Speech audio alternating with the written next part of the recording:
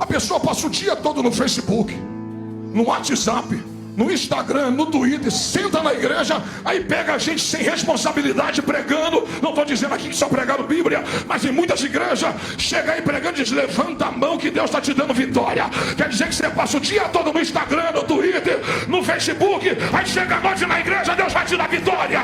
Você não precisa de vitória, você precisa de tomar umas pauladas no focinho para aprender a ser crente de verdade.